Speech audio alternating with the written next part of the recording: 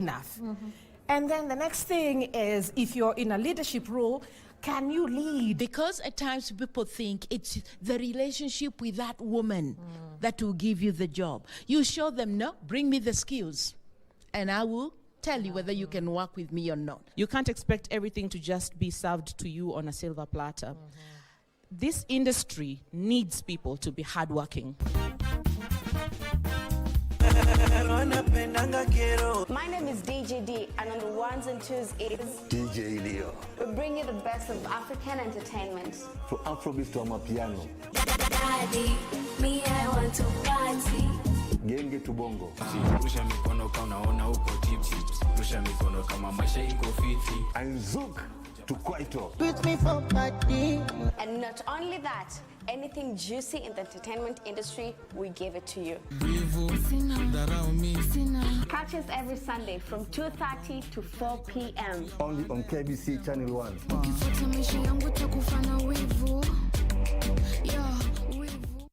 Yeah, I won't say where he comes from. But in his region, they don't know proposals. We already know the region. You know the region and we agree. Kweli ama sio? Kweli. He lost his job. Well, yeah, immediately after. After honeymoon. Redeeming me.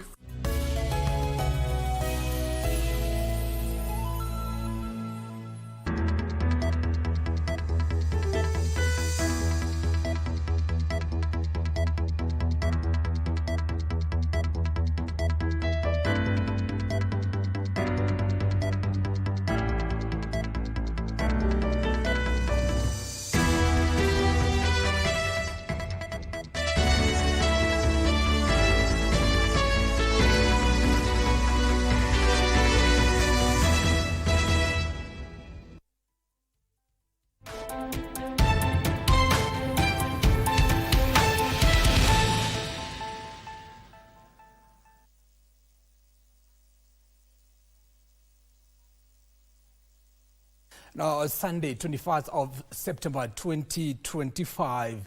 Hello and welcome to our very own Lunchtime News here on KBC Channel 1, live from the broadcasting house. My name is Giverson Minor and our sign language interpreter is Byron Abuli. And news reaching us right from Berlin in Germany is that Kenya's Sebastian Sawe and Rosemary Wanjiru have delivered a Kenyan double as they emerge the winners of the 51st Berlin Marathon on Sunday in Germany. Sawe clocked 2 hours, 2 minutes and 16 seconds for his second career World Major Marathon win after winning the London Marathon in April this year. Japanese Akira Akasaki finished second in 2 hours, 6 minutes, 15 seconds, while Ethiopian Chimdesa Debele settled for third position in 2 hours, 6 minutes and 57 seconds.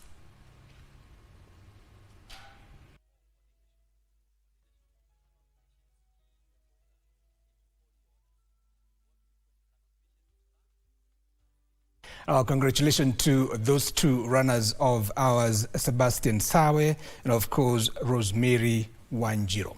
Now, from that, a 30-year-old man in Inani village, Nyamache, sub-county of Kisii County, have been lynched by angry residents after he killed his 80-year-old father under unclear circumstances. Esther Mora, wife to the deceased, says she had gone to buy medicine when she came back and found her 80-year-old husband, James Oboy, writhing in pain.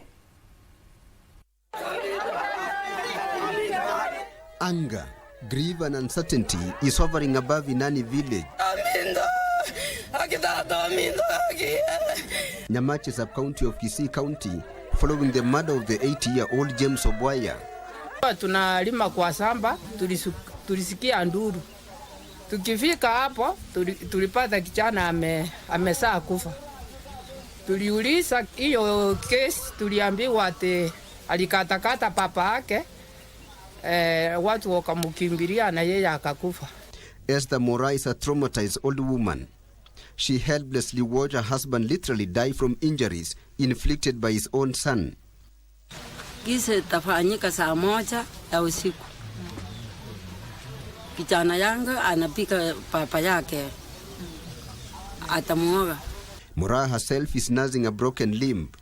She says her efforts to seek help from the neighbors to take James to hospital were thwarted as the son threatened anyone who tried to come to his father's rescue. The irate residents took the law into their hands and leaned him before setting his house on fire. Serikali acha hiyo mtoto asiku saa hii. Walimpeleka hiyo kwa mochari. Mochari nani ataenda kumchukua? Tunataka tuendelee masisi ya papa yake. According to the residents, this is not the first time the son, identified as Ongori, has committed murder. He was put behind bars in March this year for allegedly killing his brother. Huyu kijana nilimusikia chusi alipiga ndugu yake akakufa. Alipelekwa kwa prison, alikaa huko kwa muda mrefu. Tena akarudi hapa, tena alifanya kesi nyingine, akafunja mama mkono. Tilio Marco for Lunchtime News. Indeed, very sad news from Kisii County. And away from that, at least 5 families from Mundara in Ngoriko, Nyandarua County have been displaced by floods following days of heavy rains. The flooding has also raised serious health concerns, with residents reporting cases of respiratory infections and fears of waterborne diseases such as cholera and typhoid. Authorities say emergency response efforts are underway as stagnant water continues to pose further risks. Mimi naitwa Filipo Ashira, sana uliza huku ni Ngorika, angalia maji ndio hii, huku ni kwangu, huu ni bibi, huu ni mtoto. Sasa sisi wote hii upu itatumaliza. Maji hii hata kama kunaweza jengwa demo hapa, hii maji irudishwe mahali pamoja, si tunaweza kuwa tu tuko salama. Ama hii maji itafutiwe outlet, tunaweza kuwa poa. Sasa serikali, mbona mmetuachilia hivi? Naitwa Rea Mumbi Eto. Tuko na mashida mingi tangu siku yenye mvua ilianza. Choo zilijaa, mashimo za maji zilijaa, makanisa hatuendi zilijaa maji. Sasa serikali isipoingilia kati tutaumia. Now, President William Ruto has reaffirmed the government's commitment to making education accessible for all, emphasizing that the more children gain access to education, the more empowered, equal and prosperous the nation becomes. Speaking in Nairobi during a fundraiser in support of Islamic institutions in Mandera County, the head of state said education is the foundation of opportunity, progress and national unity.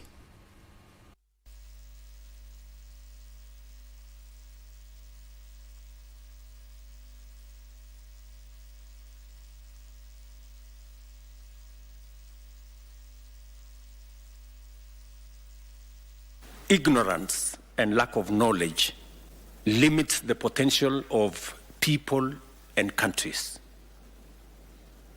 So the more education is made available to citizens, the better we become as a nation. And it is the reason why we have invested a lot of resources in matters education.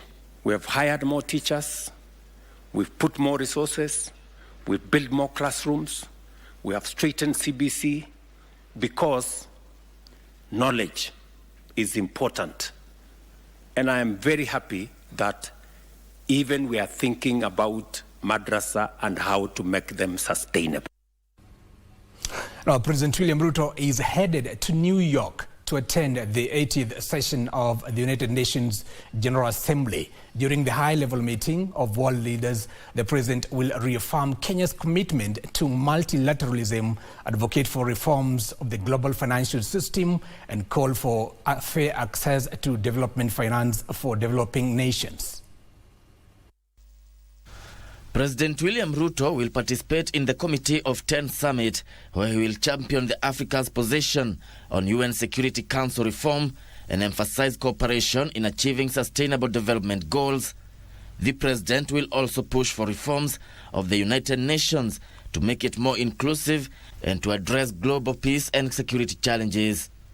During the period, Kenya is expected to host a high-level side event on Haiti to share lessons learned since the deployment of troops under the multinational security support mission.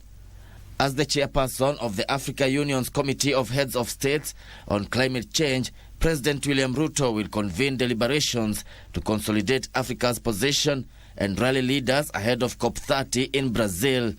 Gisho Kiwashira, Lunchtime.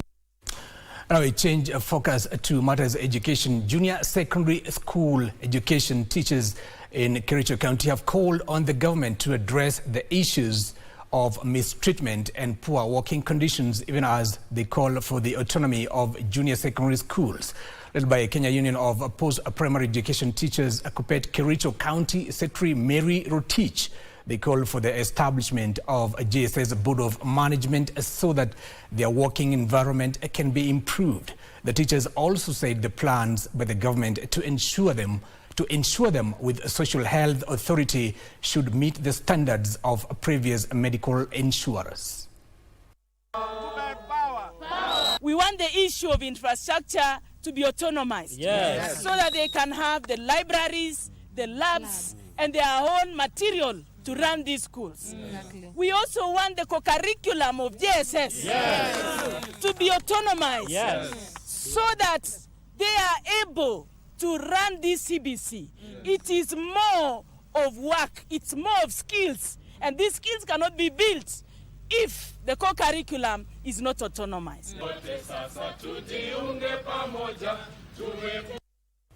Now we take you to Busia in Western Kenya part of the country, where the government has started gold mining in Busia County and other regions with potential mineral deposits. During a tour of Ojami area, Teso South Constituency Principal Secretary, State Department of Mining, Harry Kimutai, inspected an ongoing gold mining exploration exercise by ADT Africa Limited. The company has already excavated 11 holes and collected samples for laboratory analysis. PS Kimutai reiterated the government's commitment to harnessing natural resources while assuring community participation. Kimutai also called on artisanal miners to embrace responsible mining as the state first tracks the gazettement of qualified miners.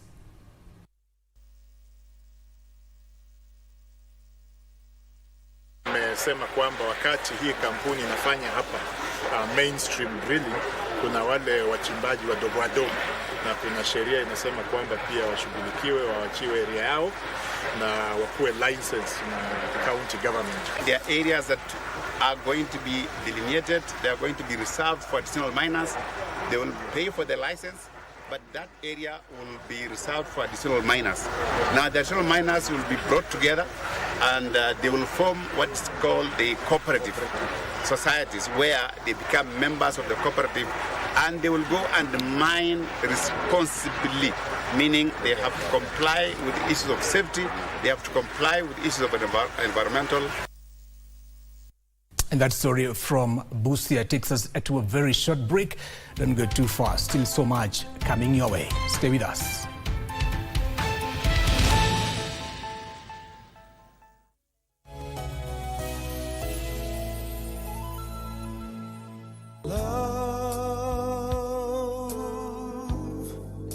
She makes no demand. 'Cause we're living in a world of rules, breaking us down when they all should let us be. 'Cause I'm your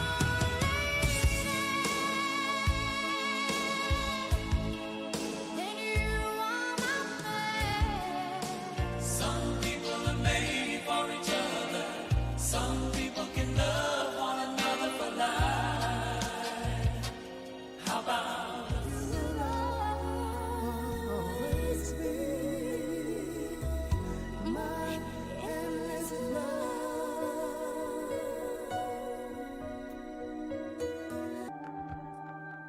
Sitatoroka tena. Tutaenda hivyo nayo. Kioko has you and Alex exactly where he wants you. Kama ni mbaya, wacha ikuwe mbaya. Maxine, uko poa? Tumefungiwa nyumba, that's what it is. Ende waambie ni mwape siku mbili watoke huko. Keys to the new locks. I should have let Alex throw your dad under the bus. Mzee wako wako wapi? Kamresh, idea ilikuwa ya Jane. She could be the key of maybe even keeping your dad from going to jail. Trish uko wapi? If you want my full cooperation, I need to have that immunity document signed and brought here. Nawe mzee, hiyo deal ya Mama Jabali bado iko. Yeye ni mzee kama Jemedei na hizo miaka zote zake. Mtaka kumweka ndani? I'm his lawyer. Karibu. Ingia.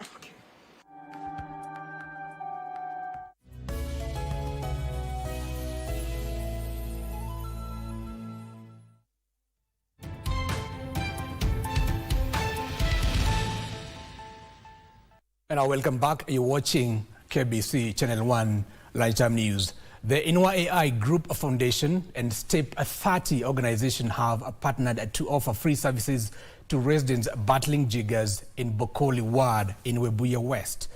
Inua AI Group Foundation CEO Humphrey Muchuma says the initiative aims to eradicate jiggers infestations in Webuye West, allowing infected school children and the elderly to resume their daily activities without the burden of illness. The two-day exercise includes a door-to-door visit with an aim primarily to support the most vulnerable members of the community. Nasema sisi wenyewe tunajiambia kwamba we love because God loved us first, na tunapenda kuserve the community, tunapenda kuserve watoto ambao watenda shuleni wakiwa healthy, wasiwa wanagwarwa ama wanajikuna kwa sababu ya jiggers. Tumetibu watu mambo ya jiggers, bedbugs. So imekuwa siku ya launch, we've launched the program. Ile inaenda kufuatia ni kutembea sasa kwa maboma za watu tukifanya spraying, kwa sababu shida ya bedbug area hii inaitwa Nambacha is a very very serious problem. Na ukiangalia watu wengi hata wanahama kwa maboma, wanahama kwa mabedroom. Kitu kidogo kama hii inafanya mzee hawezi enda kwa shamba kulima.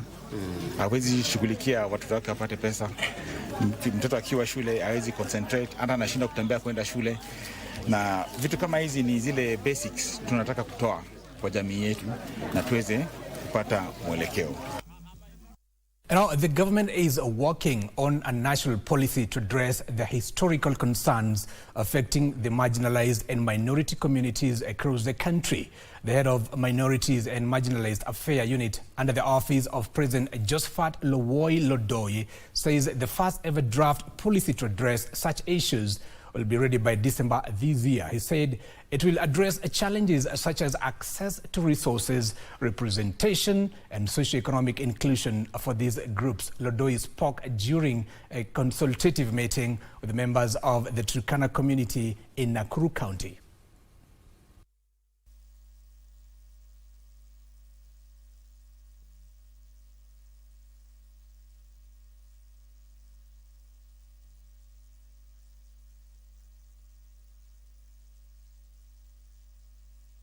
Is the smaller communities. Unajua tuko na marginalized communities ambaye ni kubwa kama Turkana, Masai, Samburu, wako na kaunti yao wamejulikana, lakini kuna kabila zingine ndogo kama Ogiek, Sengwer, ndogo kwa karibu 40 ambaye bado hawajajulikana kwamba hawana hata code. Ya kwanza ni ku recognize, ya pili ni kuchunga rasilimali yao, shamba yao, mahali, kwa sababu saizi nchi hii inapofanya kazi ya tourism, shamba ambazo sasa zinafanywa conservancies ni shamba ambaye iko katika jamii hizi ambazo zilikuwa zimeachwa nyuma kitambo.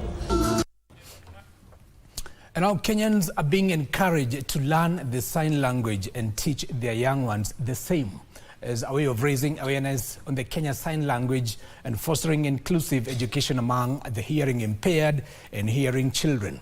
This was the rallying call during this year's Spelling Bee contest that brought together hearing impaired and hearing children at the University of Nairobi to not only test their understanding of the language, but also promote the awareness of the Kenya Sign Language. Founder and director of the Slick Hub, or Sign Language is Cool, Diana Kamau says the contest is a build-up to the International Day of Sign Language slated for 23rd of September, even as she rallied more Kenyans to take up the challenge and learn the language.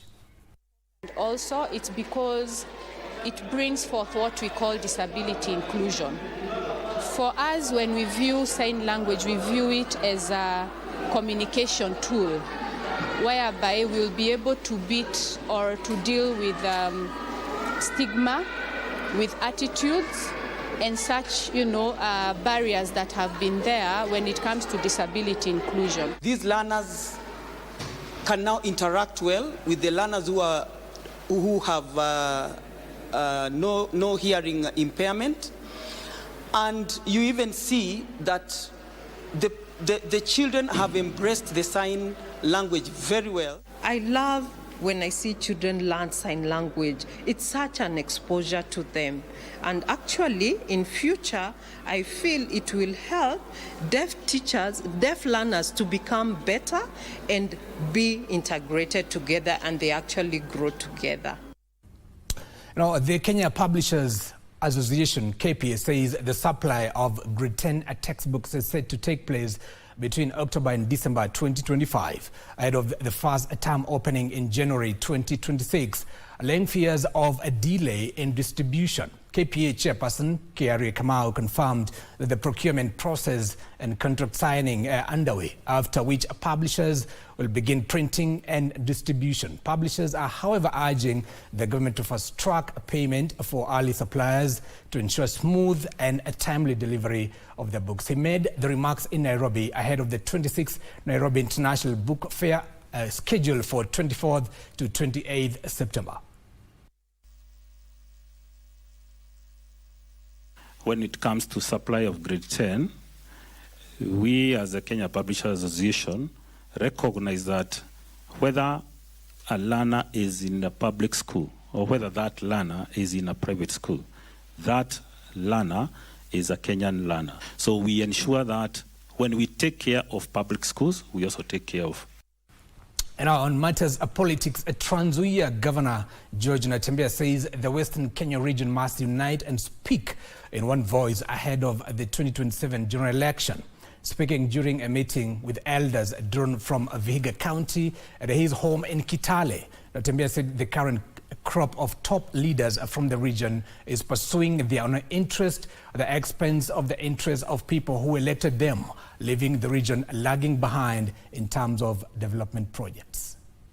Wanakuja kupanda mbegu ya mgawanyiko katika jamii yetu, kuita hawa ni jamii fulani, hawa ni kina nani. Sisi tumesema kwamba sisi ni Waluya, na wakati wa siasa tutaongea pamoja kama jamii ya Waluya, tutapeana mwelekeo kama jamii ya Waluya, na hatutaki kujitenga kama Waluya. Tunakuja pamoja ili tuweze tu kuongea na wenzetu kutoka jamii zingine katika taifa la Kenya, maana tunajua tukiwa na jamii ambayo ni strong, pia taifa la Kenya litakuwa strong.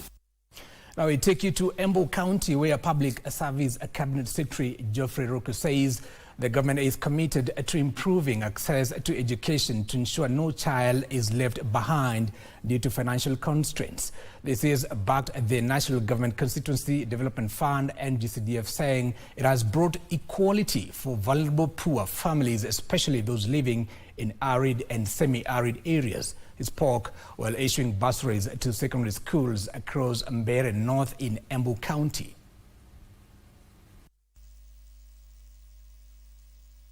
Ile mpango ambao tulipanga ya imarisha elimu program hapa kwetu Mbeere North iko na matunda. Tumeona shule mingi katika Mbeere North, academic performance ya hiyo mashule imeanza kuenda juu. Mwaka ambao uliopita tulipata watoto wengi sana kufaulu kwenda katika chuo kikuu. Watoto wengi. Mashule mingi ilikuwa na watoto ambao walipita vizuri wakaenda university. Now from Embu, I take you to Kiambu County, where residents of Thindigwa in Kiambu County have welcomed the resumption of construction works for the stalled road project. Speaking during a public participation forum, the resident called on the Kenya Urban Roads Authority to compel the contractor to include pedestrian walkways and proper drainage systems along the road. Kiambu Township MP Waitha Kamashua noted that the road is part of a broader government plan to improve infrastructure. He further announced that the 25-kilometer Kiambu Road expansion project from Dumberi to Pangani, budgeted at 24 billion Kenyan shillings, will also begin soon. Kwamba wakiona barabara tunajenga si guarantee ati ijengwe ama ati inajengwa sababu ati inajengwa. Tunafanya kitu inaitwa lobbying. Tunaenda kwa hawa wakubwa kama DG wetu wa kura, tunakuwa hapo saa 1 kamili. Akiingia ofisi hapa, tunaingia ofisi na yeye. Tunamwambia tafadhali saidie. Tukipata nafasi pia tunaenda kuona rais, naambia rais tafadhali tupatie kilomita 1-2 na hiyo yote ni kazi ambao watu hapa Thindego.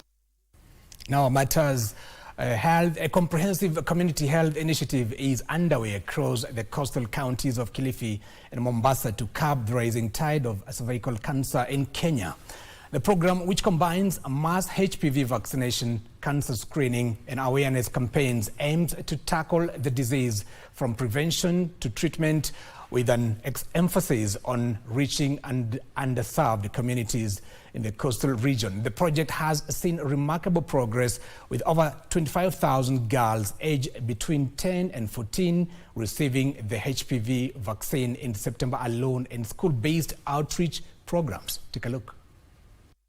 Right now, most of the women that I see tend to have stage 3, stage 4 cancer, which they require chemoradiotherapy, which again can be very, very expensive. And we know right now with health insurance issues, some of them can't access the hospital. A woman coming all the way from South Coast, she might not be able to come to, say, CPGH to have the treatment given every single day for 5 weeks. Out of the 20 women we screen out in the community, we get around 2, 3, 4 suspicious cases, which now we refer for further tests, because suspicious doesn't mean somebody has cancer. At the same time, when we do the screening for those modest ones, we treat for those ones, major ones, they'll come back now to our specialists to look at them, and we look at them to the far end, to the palliative care.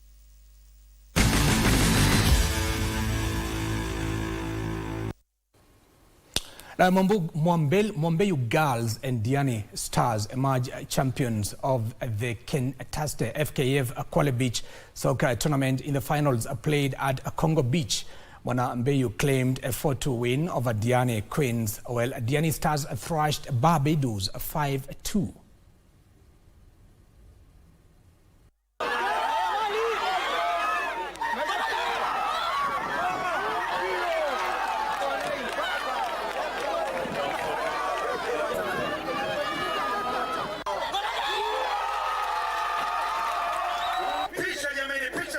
We will continue to support grassroots football, whether mainstream football tournaments or beach football or women football. We are very committed. We are mobilizing the private sector, and Kentes is just has set the pace for the rest, and we want to thank them specifically for believing in us. See what FKF is doing and the work that President Hussein has done since he's got in. We are 100% behind this. This is where it starts. This is how you build communities. This is how you bring people together.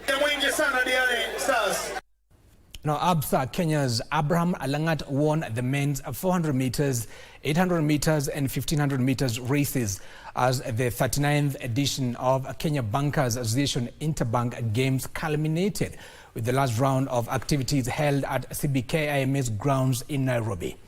The women's team won the tug-of-war title for the 4th year running against Central Bank of Kenya, while the men's team won the silver medal against KCB, who were the gold winners. The annual Kenya Bankers Association Interbank Games is a tournament where employees from various banks come together to showcase their athletic abilities and celebrate their achievements as they enhance fitness.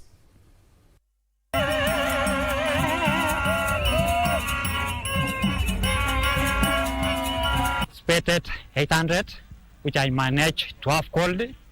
The previous weekend, I was able to participate 1500, which I was able to manage also. ABSA really assisted me in preparation to the match that we had maybe through this month. For us within ABSA, sport is a very big part of what we do. We start preparing very early for this. There is a lot of internal team competitions that happen, and it helps us foster that collaboration across different departments. Now we go international. Motorsports stakeholders have expressed optimism that a Formula One Grand Prix race returning to Africa for the first time since 1993. Formula One partner Pepsi have revealed advanced discussions on the return to Africa, with South Africa and Rwanda on the forefront of winning the hosting rights. At the same time, they are also planning to partner with national soccer team Harambee Stars on the road to Africa Cup of Nations 2027 to be co-hosted by Kenya, Tanzania and Uganda. Thought through ball. His second of the tournament, but the first of the game, and Kenya now poised to stay in Nairobi. Ryan Ogam scores for a second consecutive match, and the stadium comes alive with 15 minutes to play. The idea of Formula One coming to Africa is one that's only a matter of time. And as partners who are here with our brands, we are going to be able to give the right insights to the franchise, Formula One franchise, on what can be done in Africa. And who knows, Rwanda was positioning, and maybe even Kenya, because we have the kind of attributes that would support a leg of Formula One in Africa. We have advanced conversations with the CECAFA already, and even for AFCON, we are still talking to see how we can, support the national team. We really want to support the national team, not just, when there are tournaments or when they are qualifying, but we want to be, particular national team sponsors throughout the period. Even for World Cup qualifiers, we want to support them. I know, we've had a couple of games, but up until we can have AFCON, we are really hoping to support them, to get them to the very end. That story marks the end of our very own Lunchtime News. But again, congratulations to two athletes of Kenya for winning Berlin Marathon. That is Rosemary Wanjiru winning the women's 2025 Berlin Marathon, and of course Sebastian Sawe, who won also the Berlin Marathon for men. Many thanks for watching. My name is Giverson Minor. Our sign language interpreter is Byron Abuli, and until next time, it's bye-bye for now.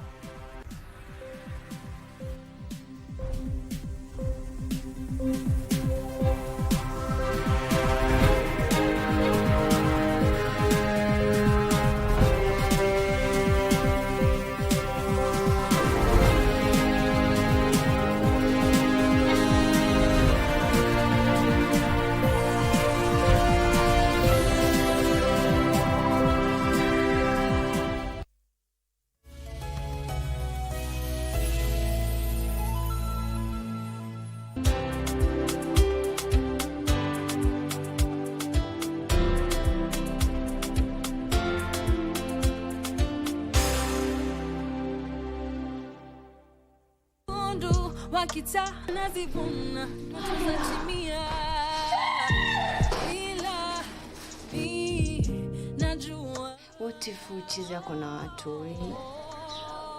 Magaidi waliingia kwa kijiji changu, wakaanza kuangaisha watu bila mimi Chifu Matata kufahamu lolote. Nenda bana dhave boss pe muranonda tawe